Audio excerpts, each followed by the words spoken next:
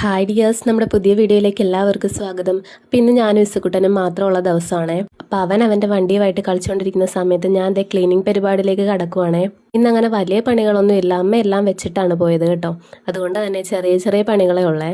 അവൻ ഓരോ കളിപ്പാട്ടങ്ങളൊക്കെ ഇട്ട് കൊടുക്കുമ്പോഴത്തേക്കും അവൻ അതുകൊണ്ട് കളിച്ചുകൊണ്ടിരിക്കും. അപ്പം ഞാൻ എൻ്റെ പണികളൊക്കെ ചെയ്യും കേട്ടോ.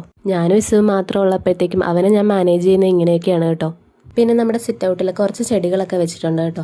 അമ്മയാണ് അതിന് മിക്കപ്പോഴും വെള്ളമൊക്കെ ഒഴിക്കാറ് കേട്ടോ. അപ്പം അമ്മയില്ലാത്തപ്പോഴത്തേക്കും ഞാനാണ് ഒഴിക്കുന്നത്. ഇങ്ങനെ വീട്ടിനകത്തൊക്കെ ചെടികൾ വെക്കുന്നത് എനിക്ക് ഭയങ്കര ഇഷ്ടമുള്ള കാര്യമാണ് കേട്ടോ.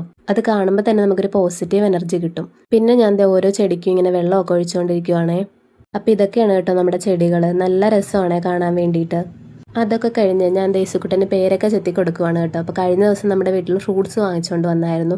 അവന് ഈ ഫ്രൂട്ട്സൊക്കെ ഭയങ്കര ഇഷ്ടമാണ് കേട്ടോ. മാങ്ങ, പേരക്ക, അതുപോലത്തെ ഫ്രൂട്ട്സൊക്കെ ഞാൻ കൊടുക്കാറുണ്ടേ. അവന് കൊടുക്കുമ്പോൾ ഞാൻ തൊലി ചെത്തിയാണ് കൊടുക്കാറ്. ഇങ്ങനെ എന്ത് സാധനം കഴിക്കാൻ കൊടുക്കുമ്പോഴും ഒരു പാവൻ എനിക്ക് വേണ്ടി നീട്ടാറുണ്ട് കേട്ടോ. അത് കാണുമ്പോൾ തന്നെ എനിക്ക് ഭയങ്കര സന്തോഷം തോന്നും. അവനെ ഞാൻ അതൊരിക്കലും പഠിപ്പിച്ചിട്ടില്ല.